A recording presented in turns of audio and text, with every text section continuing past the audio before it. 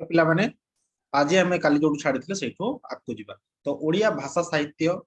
और संवाद पत्र विकास केमती घटला केमती ओडिया भाषार महत्व बढ़िला केमती ओडिया भाषा जहाँ आज आम देखुं जहाँ आम लिखुं जहाँ शुणुंट ओडिया रे से तार महत्व केमती वृद्धि है सीटा आम देखा कौन भी जिनस को जो आम विचार करवा इतिहास रे किंबा साहित्य रे मध्य गोटे जिनस को विस्तृत भाव में आम जब लोक पाखे पहुंचा चाहिए छापार आवश्यक दरकार बा अधिक संख्यार अधिक परिमाण पुस्तक दरकार से पुस्तक तैयारी करने आगे कौन होता हस्तलिपि होता हाथ में लिखुले मैन्युस्क्रिप्ट होता किंतु देखागला जे मैन्युस्क्रिप्ट लोक चाहिदा पूरण कर पारा नहीं जहाँफल कि छापाखानार आवश्यक पड़ा मैंने एमती गोटे जंत्र जो कि पुस्तक को छापी हे गोटे हस्तलिपि जहाँ भी लिखाई छापिकी बहुत गुड़ाए संस्करण बा पुस्तक तैयारी करहब तो छापाखानार जो उद्देश्य सेटा भाषा सुरक्षा विकास दिगरे बहुत कार्यकारी तेणु ओडिशा रे गोटे छापाखाना आसला आम ओडिशा भाषार सुरक्षा और विकास अधिक ध्यान देला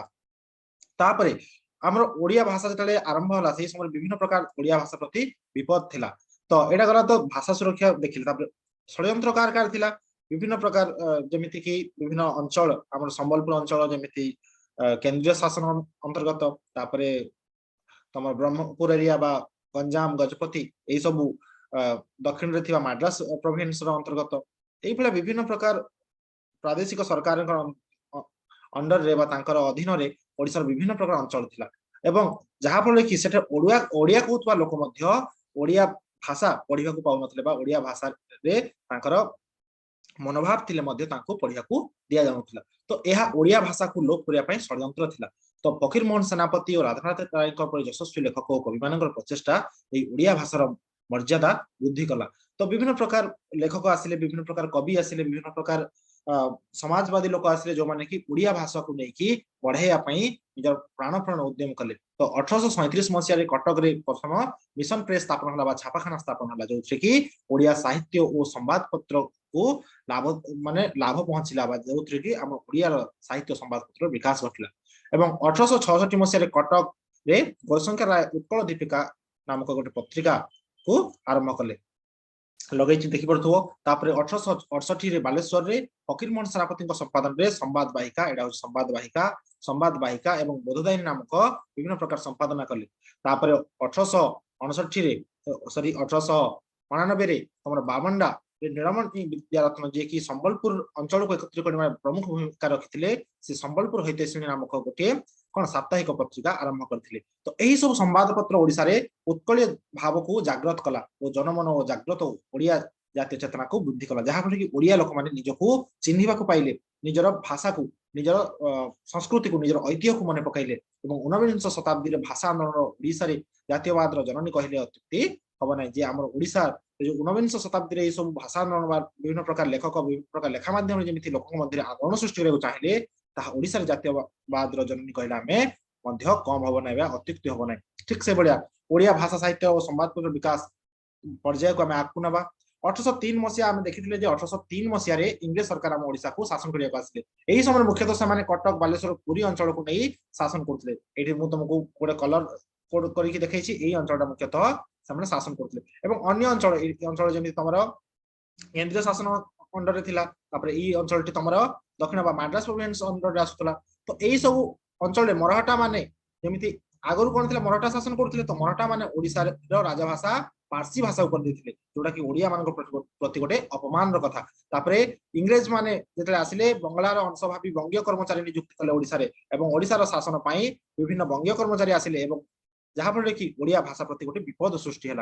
1849 रे कटक रो कलेक्टर जे थिले से कोन कहले बंगला भाषा को सरकारी भाषा रूपे स्वीकृति देदेले जहाँकि ओडिया भाषा को आहुरी दबाइबा पई गोटे प्रचेष्टा तो छापाखानार अभाव और अल्प संख्यक बुद्धिजीवी हेतु ओडिया पाठ्यपुस्तक बहुत कम थिला जहाँ फल कि ओडिया भाषार विकास एवं ओडिया भाषार समृद्धि एक प्रश्नवाची सृष्टि करथिला तो प्रभावशाली बंगीय माने ओडिशा विद्यालय गुड़िक बंगला शिक्षा को बाध्यतामूलक करदेले एवं ओडिया परिवर्ते बंगला को शिक्षा दियागला जहाँ फल कि ओडिया भाषा प्रति एक विपद मंडाइला एवं यही सब कारण ओडिया भाषा और तार संस्कृति विपद साजिला किंतु नूतन जातीय चेतना एवं ओडिशा रे थिबा विभिन्न बंगवासी प्रचेष्टा और आप्राण उद्यम ओडिया जातीयवाद सृष्टि कला ओडिशा लोक माने हार मानले नहीं ये सब को नहीं एवं निज भाषा को निज समृद्धि को बचाई से आगभर हेले विभिन्न मनीषी अवदान रू आज जो आम उत्कल देखुं ओडिशा देखुं एक अवदान तो गंजाम जिला आगर मुझे गंजाम जिला मद्रास प्रदेश अंतर्गत आसला से तेलुगु सरकारी भाषा रूपे रखा जाइथिला एवं ओडिया भाषा को अवहेलित करा जाइथिला जहा फल कि ओडिशा डिविजन में मिसवा को सेठिका लोक चाहुथिले मध्य आंदोलन करुथिले चाहिकी एवं 1870 से दिगरे रसुलकुंडा वर्तमान भंजनगर जो अच्छी रसुलकुंडा कहला सेठी 1870 मसीह रे कोनथिला ओडिया एकत्रीकरण पई सभा हेतिला तापर ठीक से संबलपुर मु तो कहली केंद्र प्रदेश अंतर्गत हिंदी को एठारे सरकारी भाषा रूपे रखा जाइथिला एवं विभिन्न हिंदी भाषी कर्मचारी नियुक्ति पाइथिले जहा फल कि एठिरे मध्य ओडिया भाषा प्रति गोटे विपद सृष्टि हेतिला संबलपुर प्राथमिक विद्यालय गुडी करे हिंदी शिक्षा को रखा जाइथिला ओडिया भाषार विलोप पाई एक प्रचेष्टा थिला तो संबलपुर रो 35 श्रेणी पत्रिका संबलपुर अंचल लोकंकर अविरत उद्यम यह ओडिया भाषा को पुनः प्रचलित करने को साहाय्य कला बहुत मनीषी एठी तमे देखि पारथबो हला गजपति कृष्णचंद्र देवराय तापरे फकीरमोहन सेनापति मधुबाबू स्वभाव गंगाधर मेहेर उत्कलमणि गोपबंधु दास विभिन्न लोकंकर एभलिया अवदान जो आज जो ओडिशा आमे देखुछंती स्वतंत्र उत्कल प्रदेश बा जो ओडिशा रो ओडिया भाषा विषय आमे देखुछंती ए समस्त व्यक्तिंकर अवदान मधुसूदन दास गोपाल चंद्र प्रहराज लक्ष्मीकांत महापात्र गोपबंधु दास राधानाथ राय मधुसूदन राव गंगाधर मेहेर प्रभृति यशस्वी पुरोधागण ओडिया भाषार नवजागरण सृष्टि कले एवं ओडिया भाषा को बंचैबा को रखिया पई अप्राण उद्यम कले विभिन्न अनुष्ठान गठन हला ए दिग को नै कि बा ओडिया भाषा बंचैया पई 1882 मसीह उत्कल सभा गठन हला कटक ठारे जहार मुख्य पुरोधा थिले राधानाथ राय प्यारीमोहन आचार्य गौरीशंकर राय उत्कल भाषा उन्नति विधायिनी सभा बालेश्वर स्थापन हला उत्कल भाषा उद्दीपनी सभा उत्कल उल्लासिनी सभा मध्य कटक स्थापन हला उत्कल हितवादिनी सभा ब्रह्मपुर बा गंजाम स्थापन हला एही सब अनुष्ठान ओडिया भाषा को समृद्ध सुदृढ़ और लोकंक पाखरे पहुंचा पई काम कले एवं लोकंक मन रे एक जागरण सृष्टि कले एही समय ओडिशा रे मध्य धर्मीय जागरण सृष्टि करबा एक अत्यंत आवश्यक थिला एही समय ख्रिस्टियन मिशनरी गुडी को आसी ख्रीष्ट धर्म प्रचार ब्राह्म धर्मर विभिन्न प्रकार कुप्रथा एही सब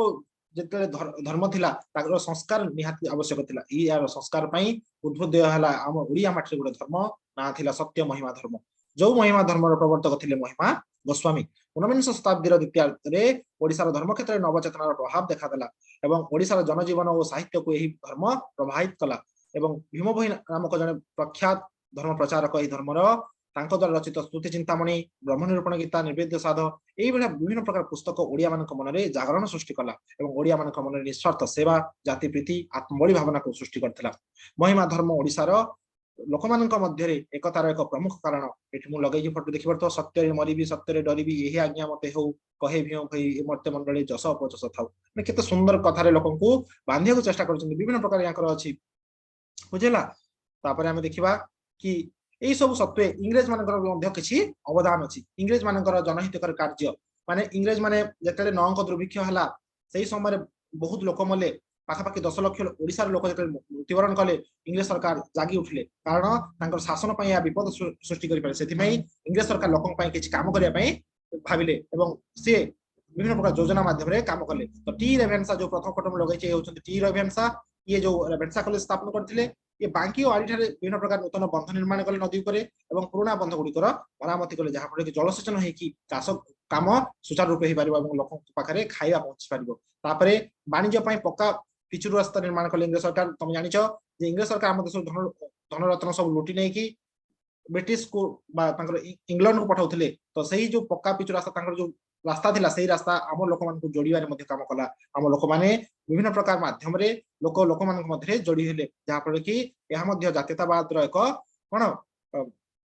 सारथी साजिला तापरे 1882 रे लॉर्ड रिपन नामक जने इंग्रेज लॉर्ड आसिले हमर भारत को जे कि स्वायत्त शासन व्यवस्था स्थापन कले जहाँ फल कि राजनीतिक सचेतनता सृष्टि कला ये होचंती लॉर्ड रिपन यांकर बहुत अवदान रही बुझिला 1882 जून 3 रे विराट जनसभा कटक रे रिपन को धन्यवाद देला कारण लोक मान साधारण लोक मान को माने सरकार रो गोटे अंशविशेष भाव रे रखिया पई यांकर जो मूल भाव भावना सेटा को लोक मान समर्थन कले एवं तांको धन्यवाद दिले स्थानीय शासन सभा को निर्वाचित प्रतिनिधि राजनीतिक ज्ञान आरोहण आशा रखिले एवं ओडिसा विभिन्न प्रकार उन्नतिमूलक काम में भागीदारी होगा चेष्टा कले जातीय कांग्रेस अधिवेशन विभिन्न जातीय सम्मेलन में ओडिया मान योगदान जातीय जागरण सृष्टि कला एवं ओडिया मान निजक खोजा एवं संहति एवं ऐक्य भाव आज ओडिया जातिर प्राण आनी नव जागरण मंत्र यही भाया है कि ओडिशा जो आम उत्तर प्रदेश देखुं जो ओडिया भाषा लिखुंट कहते यही ओडिया भाषा यही समस्त मनीषीगणकर बहुत बहुत अवदान रही तेणु आम देखिले स्वतंत्र उत्कल प्रदेश जो आम आजिका जमा रोचंती यही ओडिशार केते सुदूर कहानी। तो आम पुणी नेक्स्ट क्लास रे भेट हवा। जय हिंद।